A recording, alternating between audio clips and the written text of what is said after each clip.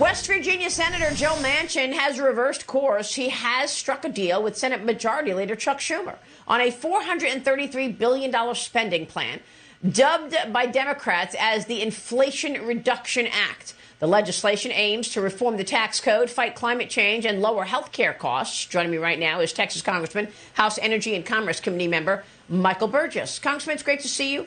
Thanks very much for being here. So how do you like the new marketing from Democrats? This is a portion of the Build Back Better agenda, but they are calling it the inflation fighting bill. And it looks like it will go through. Do we know where Sinema stands on this?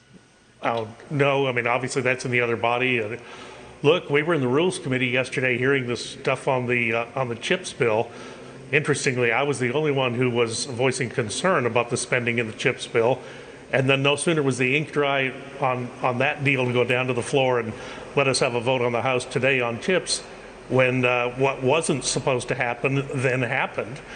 Mitch McConnell, as you recall, had told us that there was not going to be a dressing up of the reconciliation bill and bringing it back, and yet that's exactly what they did. And I think it's been pointed out by several people already this morning. We will find out in an hour if the United States is in a recession. Most people feel that is in fact what has happened. And can you remember the last time someone suggested raising taxes to this degree during a recession? Even President Obama would not do that. He continued the Bush tax cuts for 2 years in 2009 because of the danger of raising taxes that much during a recession.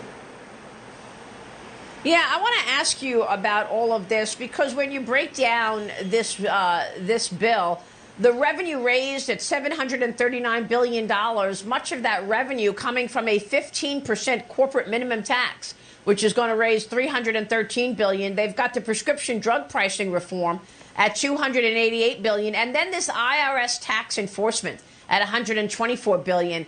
The IRS tax enforcement is something that Joe Biden has been pushing for the entire year and a half in office. He wants to hire more agents so that he could find new revenue under rocks for people he believes are not paying their taxes. There's a carried interest loophole at $14 billion, and total investments here $433 billion. What's your take on on whether or not this goes through? Well, interestingly enough, that global minimum tax should be a global tax, but it's only going to apply to the United States. So number one, it doesn't work. And it has been rejected. Senator McConnell has rejected that concept in the past. The IRS commissioner has talked about that tax enforcement piece as not being particularly helpful and not delivering the type of revenue that the administration has talked about. So, yeah, there's lots of problems with the proposal on the table. We at the Energy and Commerce Committee have rejected the drug pricing proposal during the last markup on the last reconciliation bill. Seems like forever ago. And look, there's no question about, if they go through with what they're talking about on the drug pricing, substantial reduction of new products that come to market. Yeah, those things that are already in the pipeline will continue through the pipeline, but no one's going to make those new investments in those new therapies that we passed a big bill back in 2016 called the Cures Act, trying to drive new direction and new cures. This will put a wet blanket on that.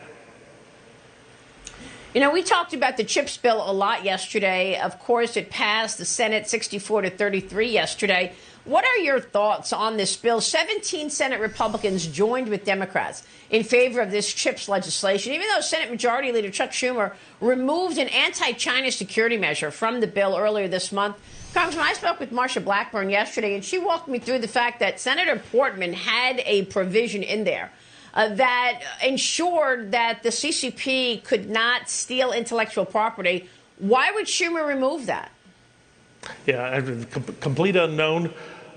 Look, in the Rules Committee yesterday, when we got this legislation, it was pretty much a love fest. Everyone seemed to be in favor of it. I felt a little bit like the ruffian at the garden party, because I was the only one speaking about the cost of it, and being on literally the eve of a recession. I worried about increasing mandatory spending, which we were doing in the CHIPS bill. Now, apparently, House leadership has vowed to bring this bill down because of the follow-on, which was Senator Manchin going through with the Build Back Broke over in with the Senate reconciliation package.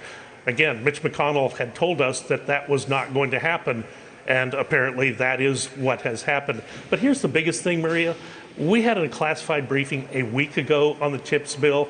Secretary Raimondo came over and briefed members of Congress, and it was generally a bipartisan briefing. But the problem is, right after that, you have the Speaker's family go out and purchase $5 million in chip stock. It looks so bad that it just makes it almost impossible to support something like this when the behavior of House leadership on the Democratic side is just so wanton. Well, I mean, it looks bad because it is bad, Congressman. How is it possible that the husband of the Speaker of the House, who is actually deciding what legislation comes down to the floor, what moves forward and what doesn't, how is it possible that Paul Pelosi is trading on all of this and buying chip stocks, buying Microsoft before a major DOD deal that was announced from the Department of Defense, looking at Microsoft potentially getting that business, buying chip stocks ahead of the CHIPS bill, then he sells it right before the vote. What is going on? Maybe we all ought to be following his stock purchases, and that would be a proper investment strategy for us. But that's the thing; it is wrong, and it looks wrong, and it undercuts. If the CHIPS bill was good policy, let it stand on its own. Don't garbage it up with all of these other side issues that are just going to give people like me pause. Well, they want a win, I guess, headed into what seems like a landslide for the November elections. But, Congressman, they're completely ignoring the border. And I know you introduced legislation yesterday that aims to protect unaccompanied migrant children from being trafficked throughout the country. Right. Congressman, this dangerous trek includes rape and beatings and anything that the dangerous cartels want.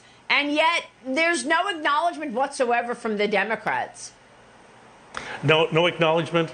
Look, the last time I was down at the facility that holds kids at Fort Bliss, the Office of Refugee Resettlement facility, they told me that they do a pregnancy test on every young woman that comes into their care. I said, well, is there any screening done for, was that person a victim of assault? And the answer was, we'll have to get back to you, and they never did.